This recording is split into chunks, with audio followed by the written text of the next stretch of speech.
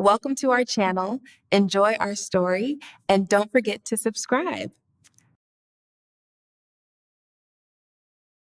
The rain hadn't started yet when Margaret showed up at our door. I remember thinking how odd it was. My mother-in-law never visited on Tuesdays. She had her bridge club, the one she'd been going to for the past decade and a half, without missing a single week. Rain, snow, or shine. Tuesday afternoons belonged to Margaret and her 3 friends playing cards at the community center. But there she stood on my front porch at 5:45 in the evening, shaking water from her umbrella even though the storm was still just dark clouds overhead, bruised purple and green against the dying light. I knew something was wrong by the way she looked past me, her eyes scanning the hallway behind me, searching for David. Her mouth was pressed into that thin line she got when she was about to cause trouble. "Is my son home?" she asked, not bothering with hello, not even a pretense of courtesy. I stepped aside, pulling the door wider. "In his office. Conference call with the Singapore team." I glanced at my watch. "Should be wrapping up in about 10 minutes. She walked in like she owned the place. 28 years I'd been married to her son, and she still moved through my house like I was a guest who'd overstayed her welcome. Her heels clicked on the hardwood floor David and I had refinished ourselves several summers ago, when we'd spent an entire July weekend on our hands and knees, breathing in polyurethane fumes and laughing at each other's sweaty faces. She didn't even glance at the photos on the wall, our wedding picture, Emma and Tyler at various ages, the family portrait we'd taken last Christmas. I went back to the kitchen, back to chopping vegetables for dinner. Chicken stir-fry, David's favorite. I'd stopped at the Asian market on my way home from work to get fresh ginger and those snow peas he liked. Stupid, I thought later. I'd been planning to make his favorite meal while his mother was planning to destroy my life. I heard their voices after. David's office door opened, low at first, just a murmur, then rising. Margaret's voice had that sharp edge it got when she was working herself up to something. David's responses were shorter, clipped. I couldn't make out the words over the sound of the knife against the cutting board, but I felt the temperature in the house change. You know that feeling when you've been married to someone for nearly 3 decades, when you can sense their mood from 3 rooms away? The office door clicked shut. That's when the first drops hit the windows, big, heavy ones that sounded like pebbles against the glass. I looked up and saw the trees in our backyard bending, their branches whipping back and forth. The Weather Service had been talking about this storm all day. Severe thunderstorm warning, possible flooding, winds up to 60 miles per hour. They'd said to stay indoors if possible. I was rinsing lettuce, water running cold over my hands when David came into the kitchen. I saw his reflection in the window before I turned around. His face was blank in that way that scared me. The way it got when he'd already made a decision and there was no talking him out of it. I'd seen that look before, when he'd insisted we pull Emma out of art school and make her choose something practical, when he'd refused to co-sign for Tyler's small business loan because he didn't think our son was responsible enough, when he'd told me we couldn't help my sister financially even though she was about to lose her house. That concrete expression that meant his mind was locked tight and I was on the outside. I turned off the water. My hands were still wet, dripping onto the floor. "What's wrong?" "You need to leave," he said. Just like that. 4 words. Flat. Final. I grabbed the dish towel, drying my hands slowly, buying time to process what he'd just said. "What?" My mother told me everything. He was standing in the doorway, not quite in the kitchen, like he couldn't bear to get too close to me. "About the diagnosis you've been hiding, about what the doctor said last month." My stomach dropped. The dish towel slipped from my fingers. "David, what are you talking about?" "Don't." He held up his hand like I was something dirty he didn't want to touch. "Don't insult me by lying. She saw the paperwork at your last checkup when she drove you. She knows about the Huntington's disease. She knows you've been keeping it from me because you thought I'd leave you. My last checkup. When I'd had that urinary tract infection and Margaret had insisted on driving me because David was at work and she didn't want me suffering. She'd sat in the waiting room the whole time, thumbing through magazines, being the concerned mother-in-law, or so I'd thought. She knows you got the genetic test done, David continued, his voice getting louder, that you tested positive for the same disease that killed my Uncle Raymond, that in 5 years, maybe 10, you'll start losing your motor control, your memory, that I'll have to feed you and bathe you and watch you forget who I am. His voice cracked on that last part, and for a second, just a second, I thought I saw my husband in there somewhere, the man who'd held my hand during labor, who'd stayed up all night with me when Emma had pneumonia when she was 7, who'd slow danced with me in our kitchen to 80s music while dinner burned on the stove. But then his jaw tightened, that muscle jumping the way it did when he was angry, and he was gone again, replaced by this stranger wearing my husband's face. "Well, you were right," he said. "I won't be anybody's caretaker. I watched what that disease did to Uncle Raymond, how he screamed at Aunt Linda, how he didn't recognize his own children, how he had to be strapped into a chair so he wouldn't hurt himself. I'm not doing it. I won't. David, I don't have Huntington's." The words came out too high, too desperate. I heard myself and hated how I sounded, pleading, scared. "I don't have anything. Your mother is lying." He looked at me like I'd spit on him, like I was something vile. "That's low, Jennifer. Really low. Blaming my mother because you got caught. She's trying to help us. She's trying to make sure I know what I'm dealing with before it's too late." The wind picked up outside, rattling the windows. The storm was moving in fast now, the way they do in late September, all fury and no warning. I could hear the weather alert beeping from the living room TV, that urgent tone that meant take shelter, stay inside, danger. "I'm not lying," I said, and I was surprised how steady my voice came out.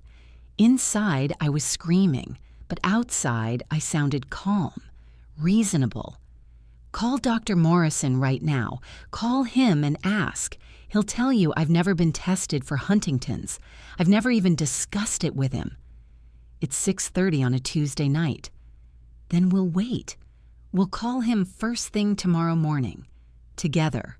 I'll sign whatever release forms you need. You can see every page of my medical records." David shook his head, and I saw something in his eyes I'd never seen before. Disgust. Pure disgust. "I'm not playing this game with you. I'm not spending the next 24 hours wondering if you're calling the doctor's office right now, coaching them on what to say. I want you out. Tonight." Behind him, Margaret appeared in the doorway. She had her purse clutched to her chest, and her face was arranged in this expression of sorrowful concern that would have won her an Academy Award. If I hadn't known her better, I might have believed it myself. "Sweetheart," she said to David, ignoring me completely, "maybe you should let her stay until the storm passes. I know you're angry, but it's dangerous out there." Playing the voice of reason, the compassionate mother-in-law. It was brilliant, really. She'd set the bomb, and now she was pretending to be the peacemaker. "No," David said. "She's made her choice. She lied to me for months, maybe longer. She can find somewhere else to go." I stared at him. At this man I'd been married to for 28 years. We'd raised 2 kids together. We'd survived his layoff in 2009 when we'd lived on my teacher's salary and food stamps for 8 months. We'd made it through my father's death when I'd cried myself to sleep every night for 6 months, and David had held me through all of it. We'd survived his affair with his coworker Jennifer, yes, the same name as mine, which made it even worse, that we'd worked through in counseling, those painful Thursday evening sessions where I'd had to hear about how he'd felt disconnected from me, how she'd listened to him in ways I supposedly didn't. I'd sat with him through 3 kidney stone episodes, holding the basin when he vomited from the pain, driving him to the emergency room in the middle of the night. I'd held his hand during his mother's hip surgery last year, bringing him coffee and sitting with him in that awful waiting room with the fluorescent lights and the smell of antiseptic. I'd been there for every crisis, every triumph, every ordinary Tuesday night. And now he was throwing me out into a storm because of something I hadn't done, something I didn't have, based on nothing but his mother's word. Not even a phone call to verify, not even one night to check the facts, just blind faith in Margaret and blind contempt for me. "Okay," I said. That stopped him. He'd been bracing for a fight, I could tell. His shoulders were hunched, his fists clenched at his sides, ready for me to cry or yell or beg, ready to feel justified in his righteous anger. But I was so tired of always being the one who smoothed things over, who made everything okay, who bent myself into shapes to fit what everyone else needed.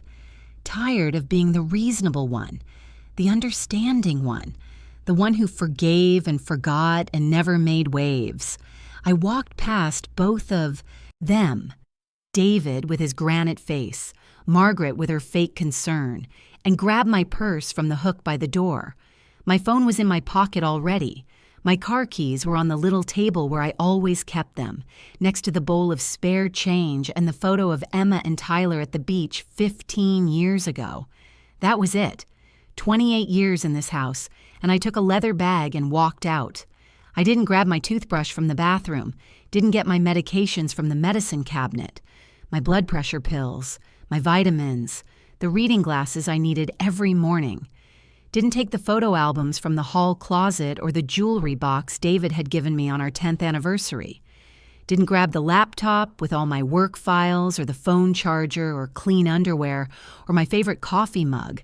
Just my purse and the clothes I was wearing, jeans and a thin sweater, not nearly warm enough for a storm. The rain hit me like a slap the second I stepped off the porch. Within seconds, I was soaked through, my hair plastered to my face, water running down my neck and under my collar. The wind nearly tore the car door from my hands as I pulled it open. I fumbled with the key fob, my hands shaking. From cold or shock or rage, I couldn't tell. Maybe all 3. I sat in the driver's seat with the engine running, windshield wipers slapping back and forth, and I couldn't move. I just sat there, staring at the house through the rain-streaked window. Our house. The house we'd bought 25 years ago when Emma was 3 and Tyler was still a baby. The house where we'd hosted birthday parties and Thanksgiving dinners and Sunday morning pancake breakfasts. Where Emma had taken her first steps and Tyler had learned to ride a bike in the driveway. Through the kitchen window, I could see David and Margaret. They were talking. Margaret was touching his arm, her head tilted in that way she did when she was being understanding, playing the supportive mother, and David. David was nodding, accepting whatever poison she was feeding him. I put the car in reverse and backed out of the driveway. The roads were already flooding. Water rushed across the asphalt in sheets, pooling at every low point. My tires threw up spray that sounded like breaking waves. The traffic lights swayed on their cables, and I saw a trash can tumbling down someone's lawn like a tumbleweed. I thought about where to go. Our daughter Emma lived 4 hours away in Charlotte, but I couldn't drive in this weather. I'd end up in a ditch or worse. Our son Tyler was in California, might as well be on the moon.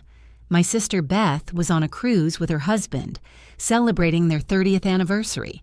The cruise I'd helped her plan, telling her stories about the ports they'd visit, the excursions they'd love. I could go to a hotel, but most of our accounts were joint. David would see the charge on the credit card statement. He'd know exactly where I was. And somehow that felt like giving him power, like letting him track my movements, know my thoughts. I ended up at Maureen's house. She and I had been friends since our kids were in elementary school together, back when Emma and her daughter Sophie had been inseparable. We'd volunteered for field trips and bake sales and school fundraisers. We'd commiserated over difficult teachers and first crushes and the terrifying process of teaching our kids to drive. 3 years ago, Maureen had gone through her own divorce when she'd discovered her husband Greg had a whole second family in the next county. A wife, 2 kids, a house, everything. For 6 years, he'd been living 2 lives, and Maureen hadn't suspected a thing. She knew about storms, literal and otherwise. She knew what it felt like when your entire world turned out to be a lie. I sat in her driveway for 5 minutes watching the rain before I could make myself get out of the car. When I finally ran for her front door, I was shaking so hard I could barely press the doorbell. She took one look at me standing on her porch, dripping wet, shaking, looking like a drowned cat, and pulled me inside. Jesus, Jen, what happened? I told her everything.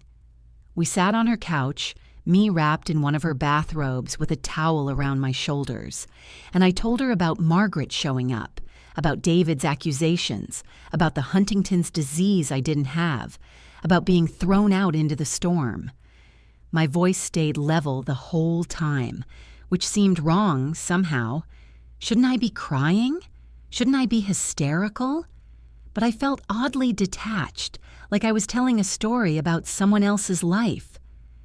Maureen made tea I didn't drink. She gave me dry clothes, soft sweatpants and a worn t-shirt that smelled like lavender detergent. She set me up in her guest room, the one with the faded blue walls and the quilted bedspread. "You call your lawyer tomorrow," she said. "First thing, Linda Chen, remember? She handled my divorce. She's ruthless." I nodded, but I couldn't think about tomorrow. Couldn't think about lawyers or divorce or what happened next. I could only think about David's face when he'd told me to leave. The blankness in it. Like I was already gone, already erased from his life. Like 28 years could be deleted with one conversation, one lie, one decision. I lay in Maureen's guest bed and stared at the ceiling, listening to the storm rage outside. Thunder rolled across the sky. Lightning flashed, turning the room white for a second before plunging it back into darkness. I could hear tree branches scraping against the windows, the sound of something metal clanging in the wind. I must have dozed off around 9, exhausted from shock and emotion, because the next thing I knew, Maureen was shaking my shoulder. Jen, wake up. Your phone's ringing. It's been going off for 20 minutes. I grabbed it from the nightstand where I'd plugged it in to charge, squinting at the bright screen in the dark room. Over a dozen missed calls. David, Emma, Tyler, a number I didn't recognize. And then David again, his name flashing across the screen right then. I answered, my voice rough from sleep. "What? Where are you?" His voice was different, higher, scared in a way I'd never heard before, not even when Emma had been rushed to the hospital with appendicitis. "Jennifer, where are you? Are you safe? Why do you care? Please just tell me where you are. Are you okay? Are you hurt? God, Jennifer, I've been calling everyone. No one knows where you are. Your sister's not answering. Emma hasn't heard from you. I even called your office and it's 11:30 at night, David. Why would my office answer?" I don't know. I'm just..." He made a sound like something breaking, a half sob that he tried to choke back. "Please tell me you're okay. Please tell me that you're not..." I hung up. My hand was steady as I set the phone down on the nightstand, but inside, something was shifting. What had changed? What had happened in those 3 hours since he'd thrown me out to make him sound like this? Panicked, desperate, afraid. The phone rang again immediately. This time it was Emma. Mom, where are you? Dad's losing it. He called me an hour ago, freaking out. He said you left hours ago in the storm and he can't find you and he's afraid you..." Her voice broke. "Mom, what's going on? Dad said Grandma told him you have Huntington's disease. Mom, is that true? No, I said. It's not true. I don't have Huntington's. I've never been tested for it. I don't have any genetic diseases. The line went quiet for a moment. Then, I'm going to kill him. I'm going to actually kill him. Emma, he kicked you out in a storm because of something Grandma said? Her voice climbed higher with each question, that fury she'd inherited from her father coming through. Mom, have you met Grandma? She's literally insane. She once told half the neighborhood that Aunt Beth was in a cult because she took a yoga class. She told Dad's co-workers you were having an affair with the mailman because you were friendly to him. She's been making up crazy stories about you for literally my entire life. Despite everything, I almost laughed. She was right. Margaret had always done this. Little lies, little manipulations, twisting facts to make herself look good and everyone else look bad. I'd tolerated it for years because David had always dismissed it as just how Mom is. Where is he now? Emma asked. I don't know. I don't care. But that wasn't quite true. Because even though I'd hung up on him, even though he'd thrown me out of our house in a storm based on a lie, some small part of me, some stupid, stubborn part that still remembered who he used to be, wanted to know. What had changed? What had happened to make him panic? I got my answer when my phone rang again.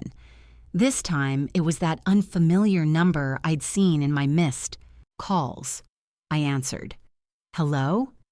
Mrs. Patterson, this is Officer Reyes with the County Sheriff's Department. I'm calling about an incident this evening involving your husband, David Patterson, and your mother-in-law, Margaret Patterson. Are you able to come to Mercy Hospital? And my heart stopped. Hospital, police. Something had happened. What kind of incident? I asked, my voice barely above a whisper. Maureen was standing in the doorway now, watching me with worried eyes. Ma'am, I'd prefer to discuss this in person. Your husband is asking for you. He's quite distressed. Can you come to Mercy Hospital? I can send a patrol car to pick you up if you need transportation. I can drive, I said automatically. Then I thought about the storm, the flooded roads, the way my hands were shaking. Actually, yes. Send the car. I gave him Maureen's address. We'll be there in 15 minutes, ma'am. I hung up and looked at Maureen. Something happened. They want me at the hospital.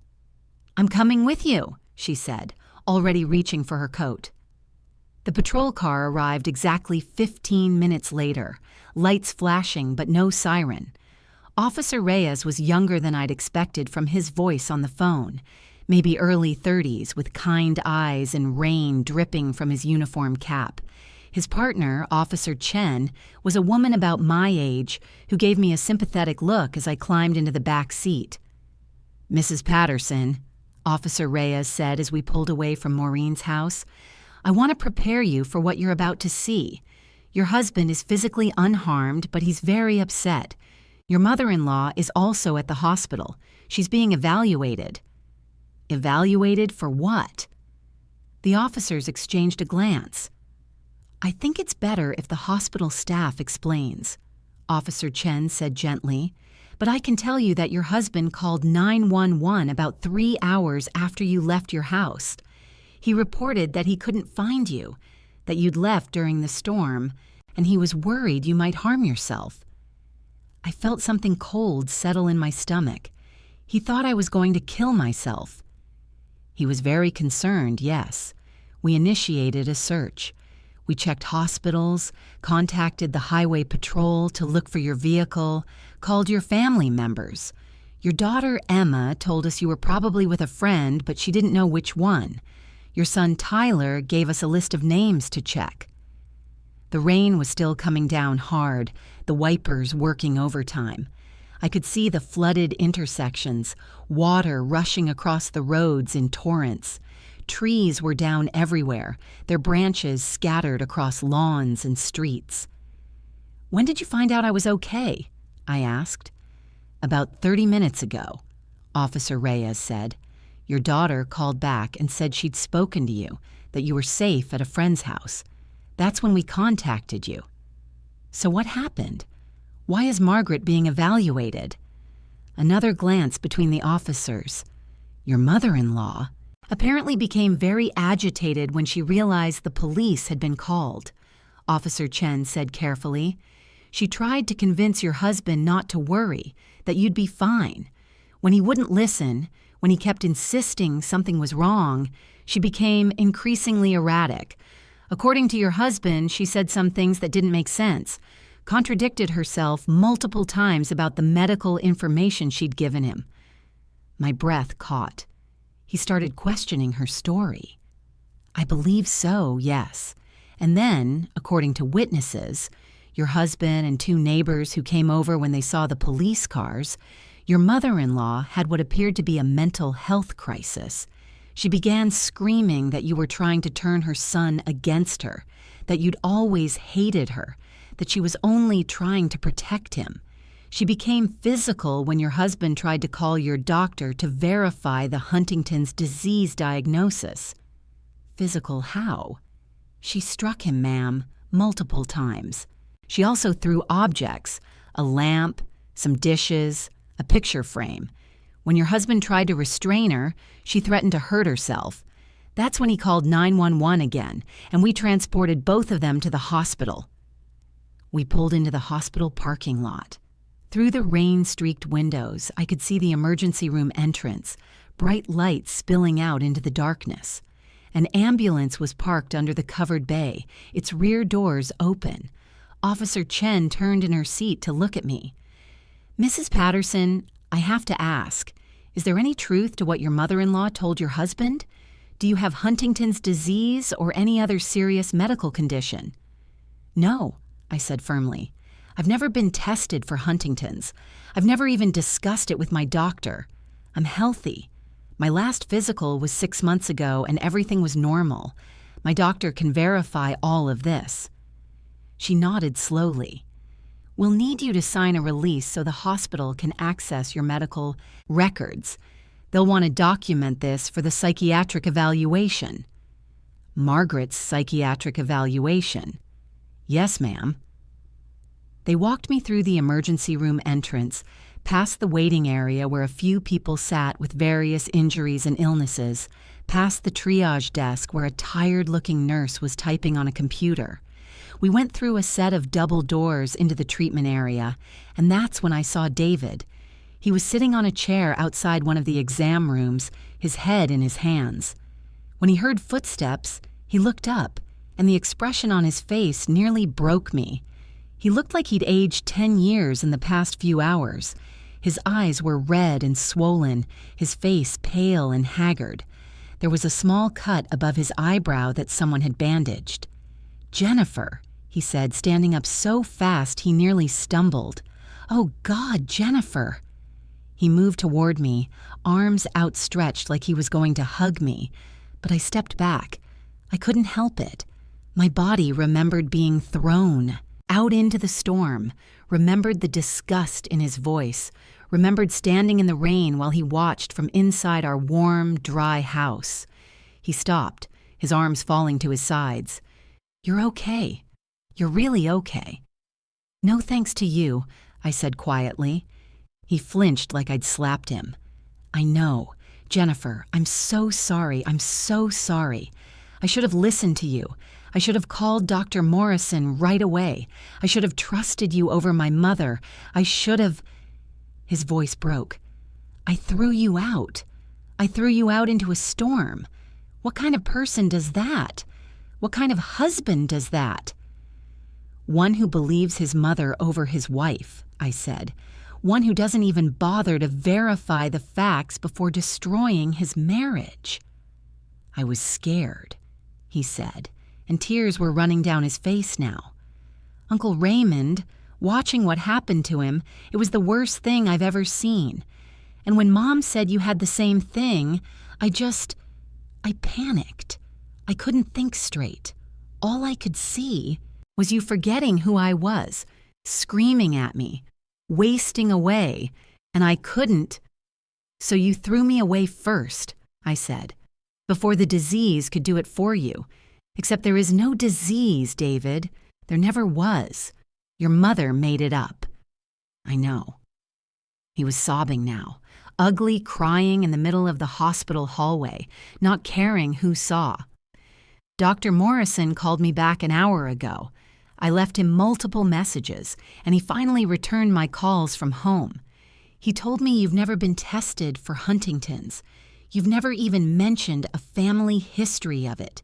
He was confused why I was asking. And that's when I knew. I knew what I'd done. I knew I'd believed a lie and I'd thrown you out and I couldn't find you, and I thought... He couldn't finish. He just stood there, shoulders shaking, crying into his hands. I felt Maureen's hand on my shoulder. She'd been standing quietly behind me this whole time, letting me handle this, but offering silent support. Her presence reminded me I wasn't alone. I had people who believed me, who stood by me, who didn't need medical records to know I was telling the truth. "Where is she?" I asked. "Where's Margaret?" David wiped his eyes with the back of his hand. "In there." He pointed to the exam room behind him. "They're doing a psychiatric evaluation. They want to admit her for observation. She's not... Jen, she's not okay. When I started questioning her about the diagnosis, she got defensive, angry. And then when I said I was calling Dr. Morrison, she lost it. Started screaming, throwing things, saying I was choosing you over her, that I'd always loved you more, that she'd given birth to me and I was betraying her." "She hit you," I said, looking at the bandage above his eye, "with a picture frame. Our wedding picture, actually." He laughed, but it was a bitter, broken sound. The irony isn't lost on me. She was screaming that I should have listened to her from the beginning, that she'd tried to warn me about you when we first started dating. Do you remember that? I did. Margaret had told David I was too young for him. I'd been 23 to his 27. She'd said I was probably after his money, even though he'd been working entry-level IT support and driving a 12-year-old Honda. She'd cried at our wedding, and not happy tears. She'd told him during the reception that he was making a mistake, that marriage was a trap, that he'd regret it. We'd laughed about it then. Young and in love and certain we could overcome anything, including his mother's disapproval. "She's been doing this our whole marriage," I said. "Little lies, little manipulations, trying to drive a wedge between us. You always said I was being paranoid, that she was just concerned, that it was just how she is. But this wasn't a little lie, David. This was calculated. She knew exactly what buttons to push. She knew about your Uncle Raymond, knew how much that terrified you. She weaponized your fear and used it to destroy me." "I know," he whispered. "The things she was saying when she was throwing things. She admitted it. She said she had to do something before it was too late, that you had too much influence over me, that I never listened to her anymore because of you. She said if I believed you were sick, I'd see you differently. I'd see you as a burden instead of a partner. And then she said..." He stopped, his face going even paler. "What?" I asked. "What did she say?" "She said, it should have worked. You were supposed to divorce her months ago. Like this wasn't the first time. Like she'd been trying other things and they hadn't worked, so she escalated to this." The words hung in the air between us. I thought about all the little incidents over the years, the misunderstandings between David and me that always seemed to start after Margaret had visited. The time she'd told David I'd said I regretted having children, when I'd said nothing of the sort. The time she'd shown him a credit card statement and claimed I was having an affair because there were charges at a hotel. Charges that turned out to be from a work conference I'd attended, which she knew about but had neglected to mention. The time she'd told him I'd been complaining about our sex life to her friends, which was completely fabricated but had caused a massive fight between us. Every time David had believed her initially. Every time I'd had to defend myself, prove my innocence, explain what had really happened. And every time, he'd eventually accepted my explanation, but never quite apologized for doubting me in the first place. She'd been trying to destroy us for years. This was just the first time she'd gone far enough to actually succeed, or almost succeed. "I want to see her," I said. David's eyes widened. "Jen, I don't think that's a good idea. She's not stable right now. The doctor said—" "I don't care what the doctor said. She tried to ruin my life. She tried to destroy my marriage. She told lies about my health that could have real consequences. Do you understand that? If this had gone further, if you'd actually filed for divorce and cited my illness, that could be on record. That could affect my insurance, my job, everything. I want to see her. I want her to look me in the eye." Officer Reyes, who'd been standing quietly nearby with Officer Chen, stepped forward. "Mrs. Patterson, we can arrange that if you'd like. Given that you're the subject of her false statements, you have a right to be present for part of the evaluation. We'd need to clear it with the psychiatric team, but I think they'd agree it might be useful to have you there." "Do it," I said. 10 minutes later, I was standing outside the exam room while a psychiatrist named Dr. Patel briefed me on what to expect. She was a small woman with sharp eyes and graying hair pulled back in a bun. "Mrs. Patterson, I need you to understand that your mother-in-law is experiencing what appears to be an acute psychotic episode. She's been given medication to help calm her, but she's still somewhat agitated and confused. Her statements have been increasingly delusional. She's claiming that you've been trying to poison her, that you've been stealing from her, that you're part of a conspiracy to take her son away from her." "Has she admitted that she lied about the Huntington's disease?" "Not directly. When confronted with the fact that your medical records don't show any such diagnosis, she insisted that you must have falsified the records. She's convinced that her version of events is true, despite all evidence to the contrary. This level of delusion, combined with the violent outburst, suggests a serious psychiatric condition. We're consulting with a specialist, but initial assessment indicates possible paranoid disorder, possibly exacerbated by early-stage dementia." Dementia? The word hit me like a physical blow. How long has this been developing? Impossible to say. Without more history, has she shown signs of memory problems, confusion, personality changes? I thought about it. Margaret had always been difficult, always been manipulative, but had it gotten worse lately? She'd told that story about Beth being in a cult, which Emma had mentioned. She'd accused me of having an affair with the mailman, which I dismissed as typical Margaret craziness. She'd gotten lost driving to our house last month, even though she'd been making that drive for 28 years, and had blamed it on construction that didn't exist. "Maybe," I said slowly. "I thought she was just being her usual self, but maybe it's been getting worse, and no one noticed." "That's very common with gradual cognitive decline," Dr. Patel said. "Family members often attribute the changes to personality quirks or normal aging until there's a crisis that makes the extent of the problem undeniable. This appears to be that crisis." She opened the exam room door. Margaret was sitting on the hospital bed, still wearing her clothes from earlier but with a hospital gown over them. Her hair was disheveled, her makeup smeared. She looked small and old and confused in a way I'd never seen before. When she saw me, her face twisted with rage. "You," she hissed, "you did this. You turned him against me. You poisoned his mind against his own mother." "Mrs. Patterson," Dr. Patel said calmly, "this is Jennifer, your daughter-in-law. She's here because you made some serious allegations about her health. We need to understand why you told your son that she has Huntington's disease." "Because she does," Margaret shouted. "I saw the papers. I saw them at the doctor's office. She's sick and she's hiding it, and she's going to trap my son into taking care of her and ruin his life." "What papers?" I asked, my voice steady despite the anger burning in my chest. "What exactly did you see?"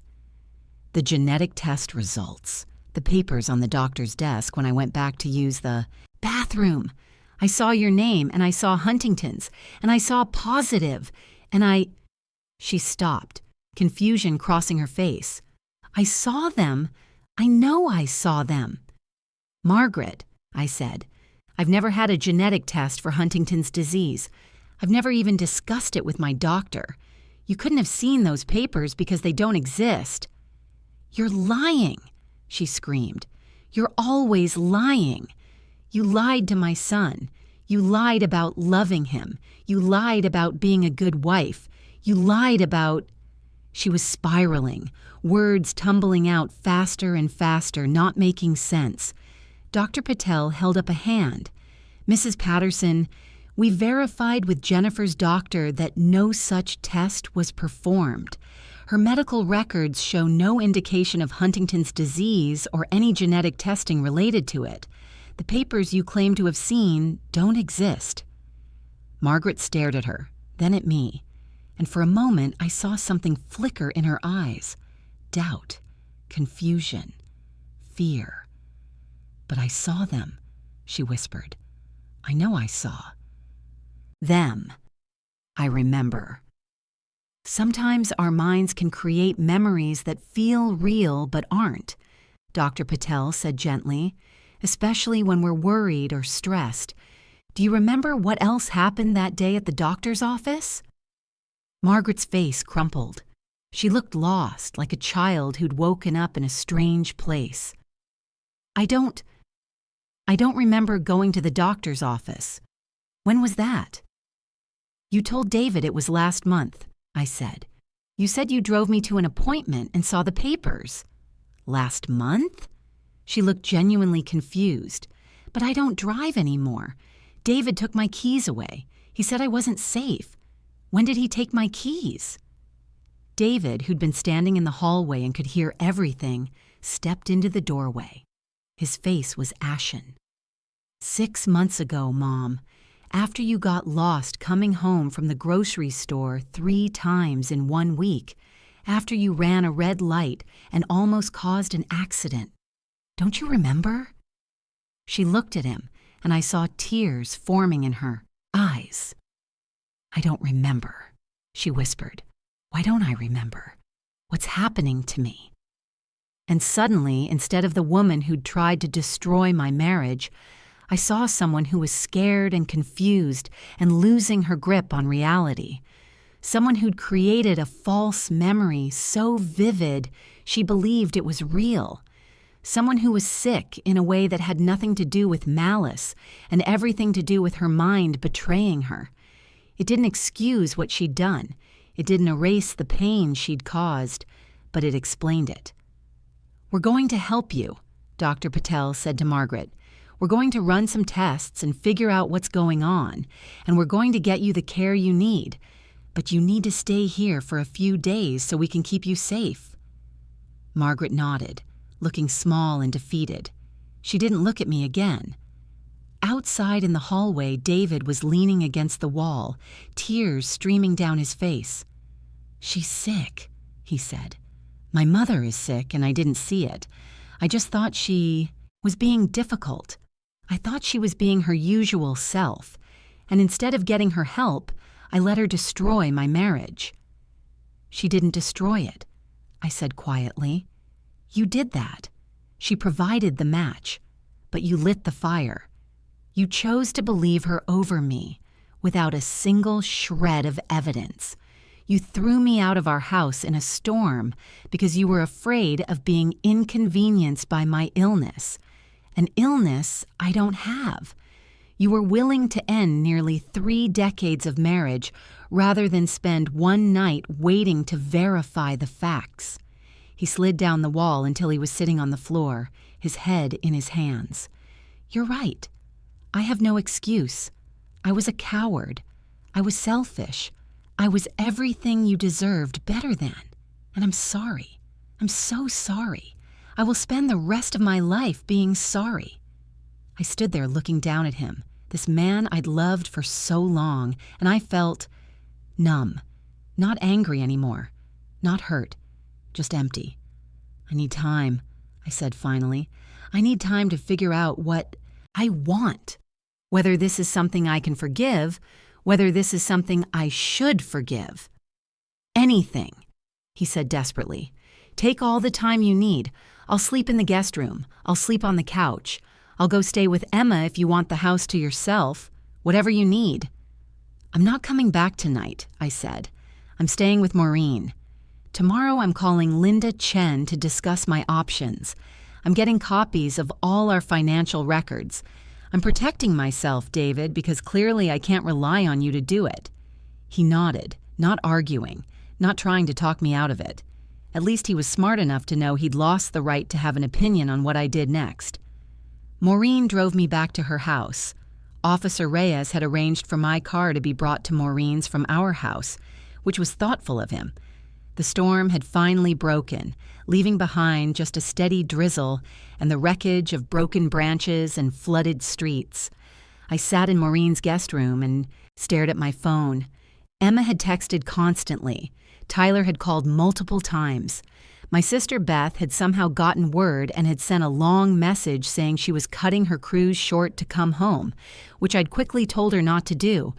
But I didn't read the messages or listen to the voicemails. I just sat there in the quiet, holding my phone, thinking about everything that had happened.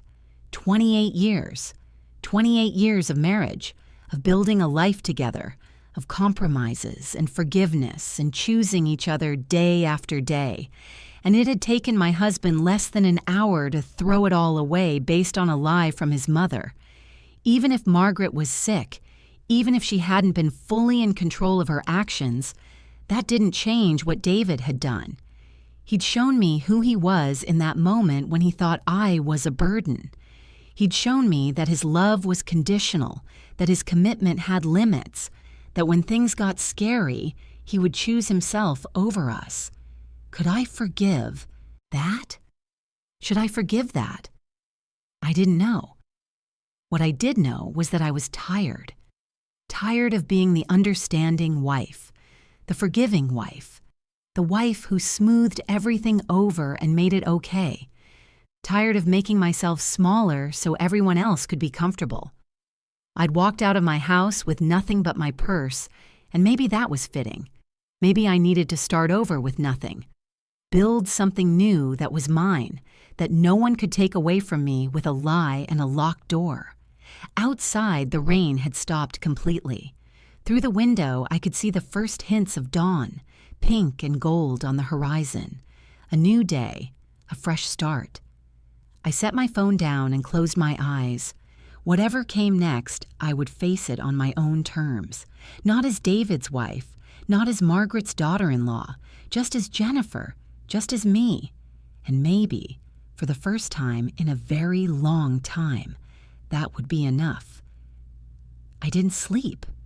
I lay in Maureen's guest bed watching the ceiling turn from dark to gray to pale morning light, and I thought about all the moments I'd missed, all the warning signs I'd ignored because it was easier to keep the peace than to face the truth.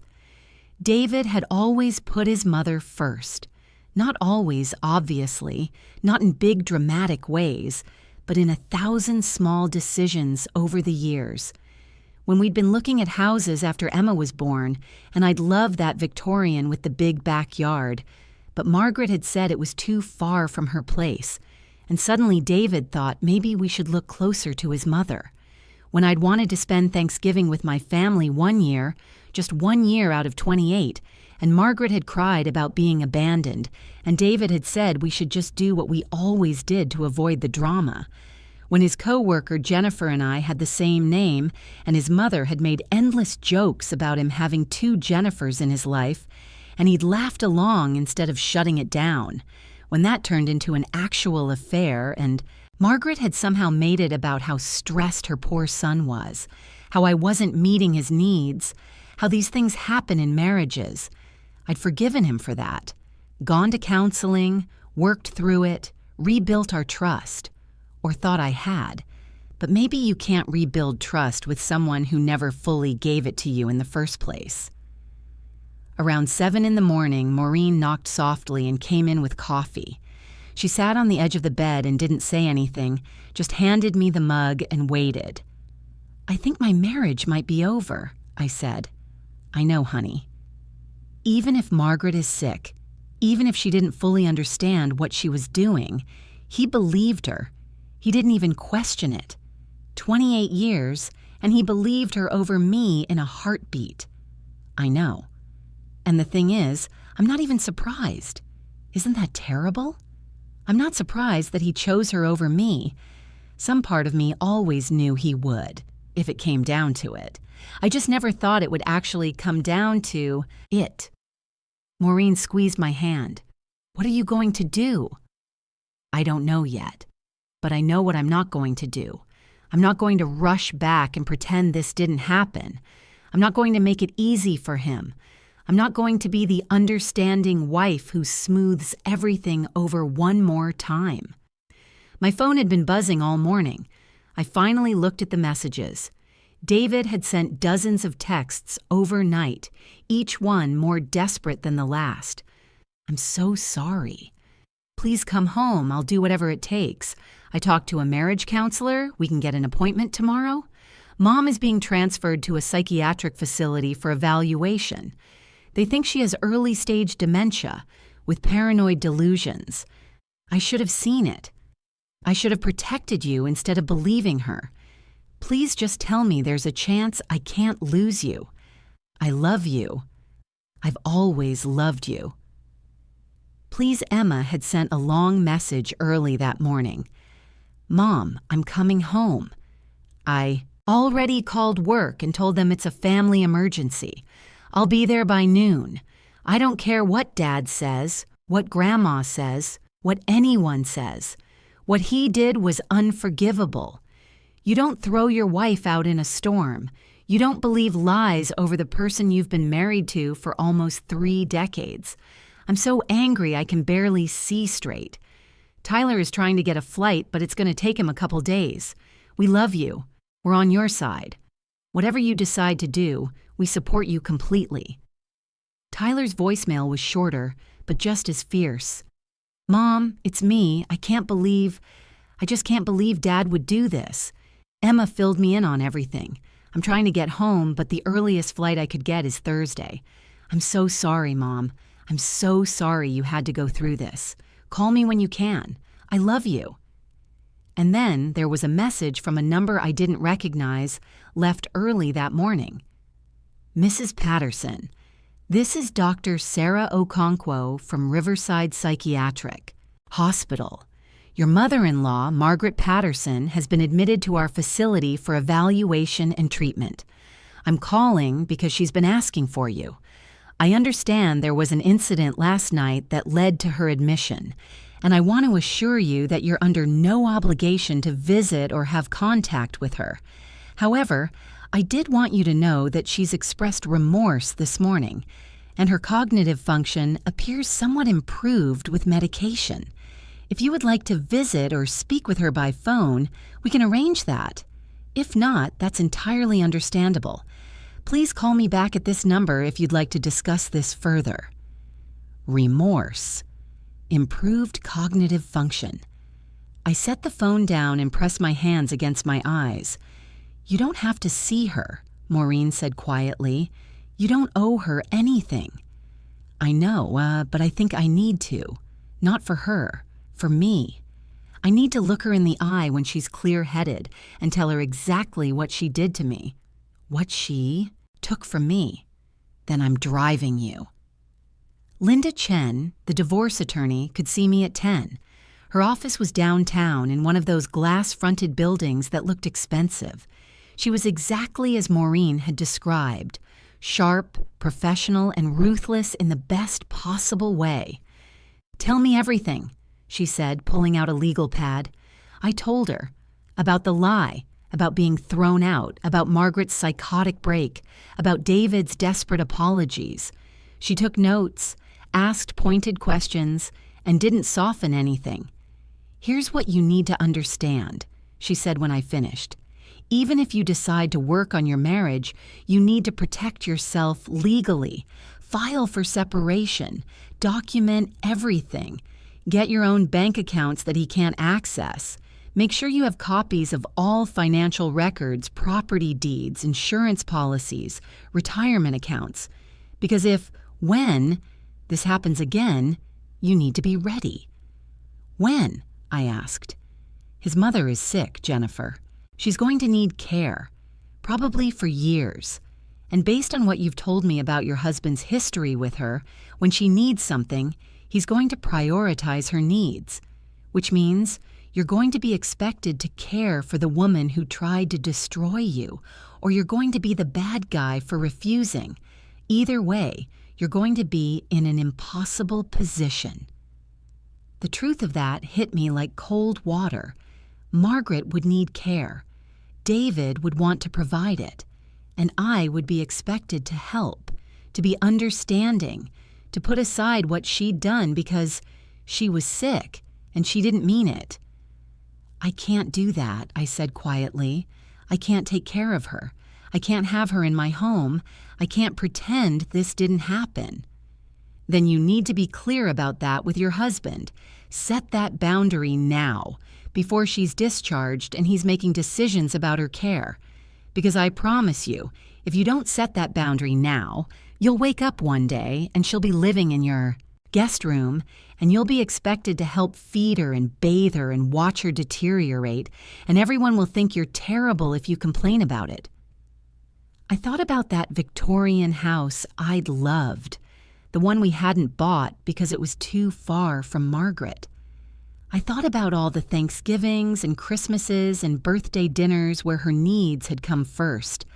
I thought about 28 years of coming in second place.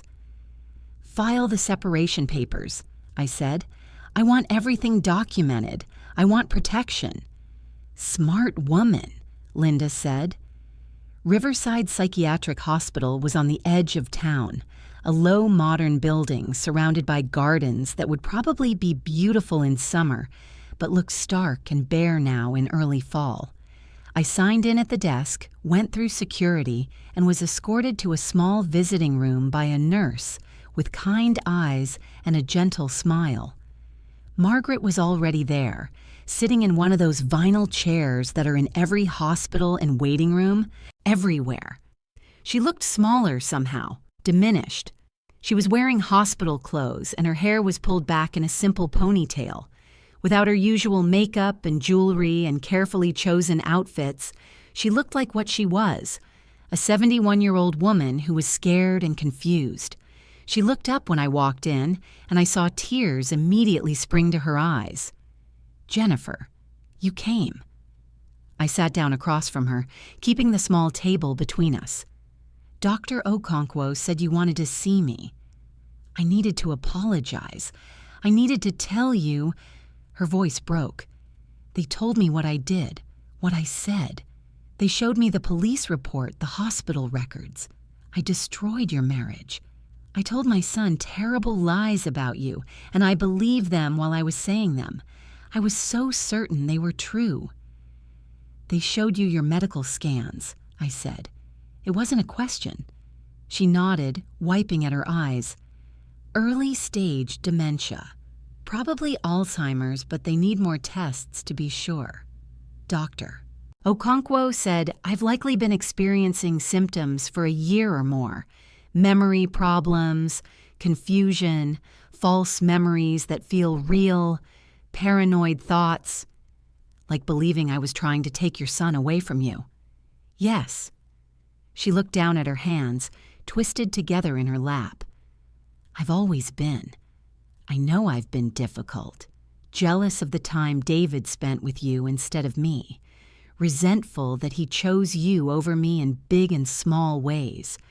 I've told myself stories over the years about how you manipulated him, how you weren't good enough for him, how you were going to hurt him eventually. And as my mind started to go, those stories became more real than reality. I saw evidence that wasn't there. I remembered conversations that never happened. I convinced myself you were dangerous. You almost succeeded in destroying my marriage, I said, and I was proud of how level my voice was. You told your son I was dying. You made him believe I'd lied to him for months. You made him so afraid of being burdened by my care that he threw me out of our house during a storm without even verifying if what you'd said was true. Do you understand what that did to me? Yes, she whispered. No, I don't know. I can't. I'm having trouble holding on to thoughts. They slip away like water. But I know I hurt you. I know I did something unforgivable. I leaned forward. You've been hurting me for 28 years, Margaret. This wasn't a new thing brought on by dementia. This was you, amplified.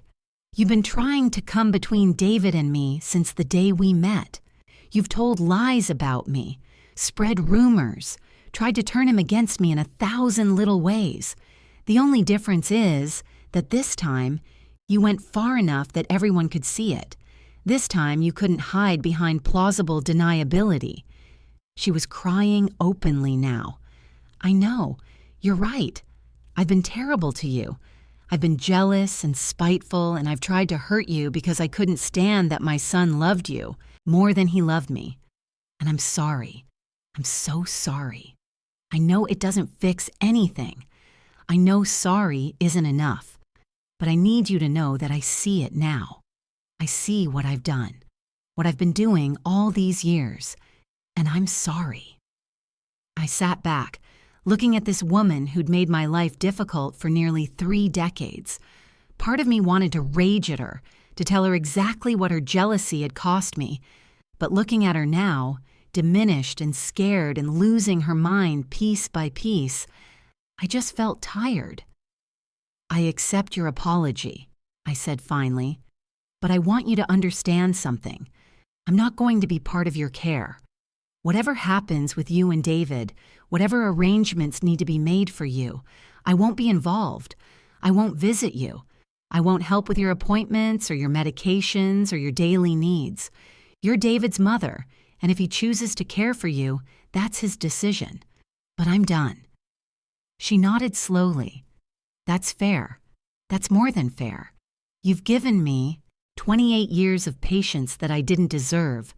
I can't ask for more. No, I agreed. You can't. I stood to leave, and she spoke again, her voice small and frightened. Jennifer, what I'm most sorry about, what I regret most, is that you were actually a good daughter-in-law. You were kind to me even when I was cruel to you. You included me in holidays and birthdays. You sent me cards and called to check on me and made sure David didn't forget my birthday. You were better to me than I ever was to you, and I repaid that by trying to destroy you. Yes, I said, you did. I walked out of that hospital feeling something I hadn't expected, not anger or satisfaction or vindication, but sadness. Sadness for all the years we'd wasted in this toxic dance.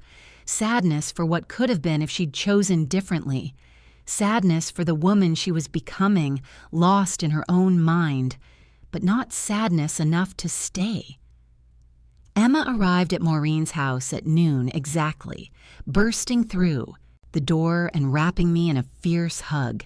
She was crying, and that made me cry, and we stood in Maureen's entryway holding each other while she told me over and over that she loved me and that she was sorry and that Dad was an idiot.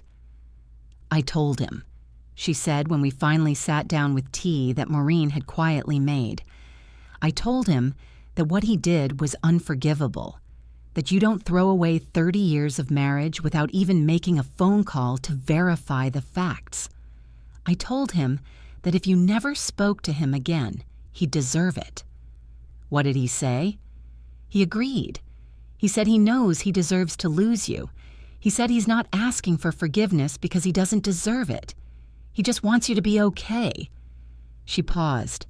Mom, he looks terrible, like he's aged 10 years overnight. He's not sleeping. He's barely eaten.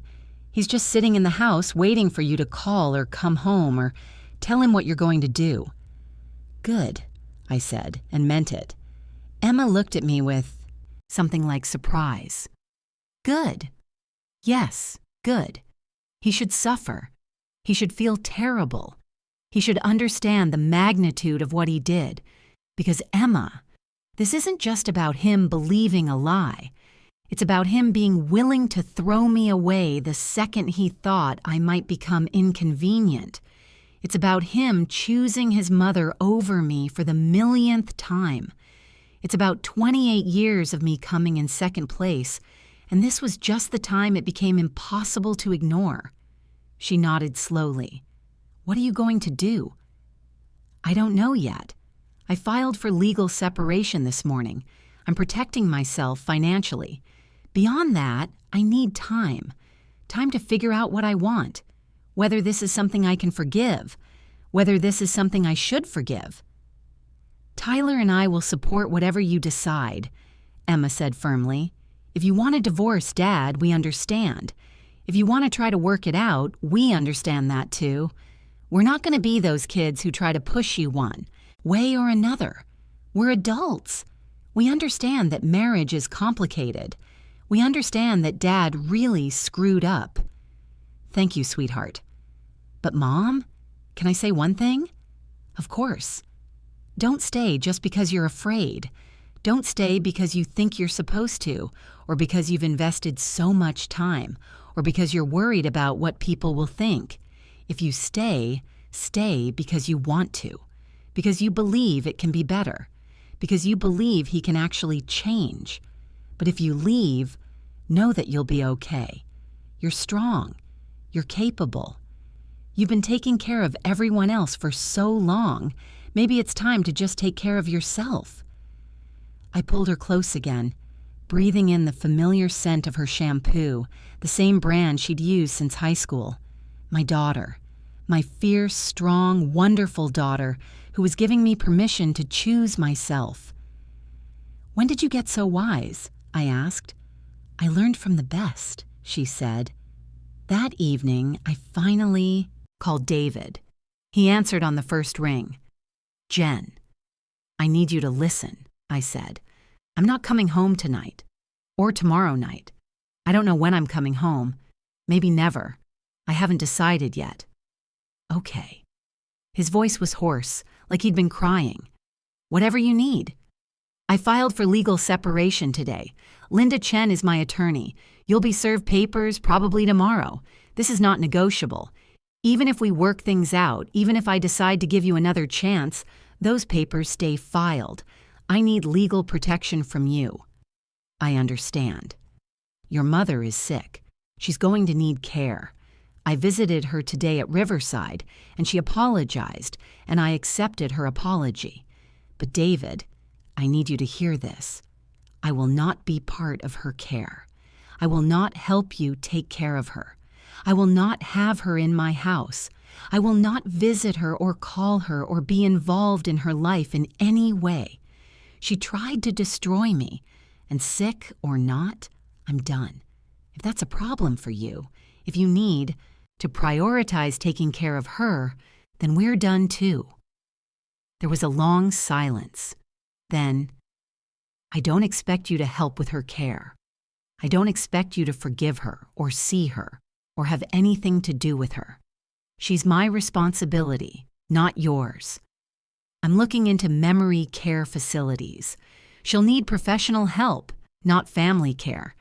You don't have to worry about me bringing her to the house or asking you to help. I promise." "Okay. Jen, can I say something?" "Go ahead." "I've spent today thinking about all the times I chose her over you. All the times I let her disrespect you or tell lies about you or treat you badly, and I told you that you were being too sensitive or that it was just how she was. I've been going through my memories and I'm seeing them differently now. I'm seeing how I failed you over and over for 28 years. And I'm seeing that what I did Tuesday night wasn't an isolated mistake. It was the culmination of 28 years of putting her first." I didn't say anything. I couldn't. I don't know if you can forgive me, he continued, his voice breaking. I don't know if I can forgive myself, but if you give me another chance, I will spend every day proving that you come first. Not my mother, not anyone else. You. I will go to therapy. I will set boundaries with my mother that I should have set decades ago. I will do whatever it takes to show you that you're my priority, that you've always deserved to be my priority. Words are easy, David. You've said nice things before and then done the opposite. I know, so let me prove it with actions. Let me show you over time. I'm not asking you to trust me right now. I'm just asking you not to close the door completely. Please. I thought about it. About 28 years of shared history. About Emma and Tyler and Thanksgiving dinners and inside jokes and the way he knew how I took my coffee and which side of the bed I preferred and what movie I'd want to watch when I was sad. About building a whole life together, building a family, building a home. And I thought about Tuesday night, about standing in the rain while he watched from inside, about the blankness in his face when he'd told me to leave, about driving away from my own house not knowing where to go or if I'd ever go back. The door isn't closed, I said finally, but it's barely open. You have a lot to prove, David. Years of patterns to break. And I'm not going to make it easy for you. I'm not going to be understanding about how hard this is for you or how much you're trying. You broke us. You fix it. I will. I promise I will. Don't promise me anything else. You've broken enough promises. Just show me. That's all I want now. Not words, just actions. Okay. I have to go. Emma's here and we're going to have dinner. Tell her I love her. Tell her yourself. I hung up. Emma was standing in the doorway, and from the look on her face, she'd heard at least part of the conversation. Are you going to give him another chance? I don't know. Maybe. But it's going to be on my terms this time. No more being the understanding wife. No more making myself smaller to make him comfortable. If we rebuild this marriage, we rebuild it with me as an equal partner, not as someone who comes in second place behind his mother. Good, Emma said. That's exactly how it should be. A couple of weeks later, I was still staying with Maureen. David and I had talked a few times, awkward conversations where we were both trying to figure out how to be around each other. He'd started seeing a therapist. He'd arranged for Margaret to be moved to a memory care facility near her sister in Connecticut, far enough away that he couldn't visit frequently, but close enough that he could check on her if needed. He'd sent me flowers, which I'd given to Maureen. He'd written me a letter, which I'd read once and then tucked away in a drawer. I'd gone back to the house a couple of times, both times when David was at work to get clothes and personal items. Walking through those rooms felt strange, like visiting a museum of my former life. Everything was exactly as I'd left it, but it felt different, foreign, like it belonged to someone else. The separation papers had been served. David had signed them without contest, without asking for anything, without fighting about money or property or any of the things Linda had warned me he might fight about. He'd simply signed and returned them with a note that said, "Whatever you want, whatever you need, it's yours." And slowly, very slowly, I was starting to figure out what I wanted. I wanted to wake up in the morning and not wonder if today was the day Margaret would call with some new crisis. I wanted to make plans without having to check if they conflicted with David's mother's schedule. I wanted to feel like I came first, like I mattered, like my needs were as important as everyone else's. I wanted to be more than someone's wife, someone's daughter-in-law, someone's caretaker. I wanted to be Jennifer, just Jennifer, and to figure out who that was after 28 years of being defined by my relationships to other people. Maybe that meant divorce. Maybe it meant reconciliation on new terms. I didn't know yet. What I did know was that I'd walked out of my house with nothing but a purse, and somehow, in losing everything, I'd found something I'd lost along the way. myself. On a Thursday morning, several weeks after the storm, I drove to our house. My house, I was starting to think of it, and let myself in. David was at work. The house was quiet and clean and empty. I walked through the rooms, looking at them with new eyes. The kitchen where I'd chopped vegetables for a dinner I never served. The living room where we'd watched 1,000 movies. The bedroom where we'd slept next to each other for 28 years. The guest room where Margaret had slept when she'd visited, where she'd probably planned her lies and schemes. I stood in the bedroom and opened the closet. My clothes were still there, hanging exactly where I'd left them. David's clothes were pushed to one side, leaving more room for mine. A small gesture, but I noticed it. On the dresser was a framed photo of us from our anniversary years ago. We were younger, happier, more hopeful. We believed in forever then. We thought love was enough. I picked up the photo and looked at it for a long time. Then I set it down, face side down, and walked out of the room. I didn't know if I was coming back. I didn't know if David and I could rebuild what he'd broken. I didn't know if I wanted to, but I knew I deserved better than what I'd had. I deserved to be chosen first. I deserved to be believed. I deserved a partner who would stand beside me in the storm, not throw me out into it. And if David couldn't be that person, then I would be okay alone. Better than okay. I would be free. I locked the door behind me and drove away, and I didn't look back. The storm was over. The sun was out, and for the first time in a very long time, I knew exactly where I was going. Forward.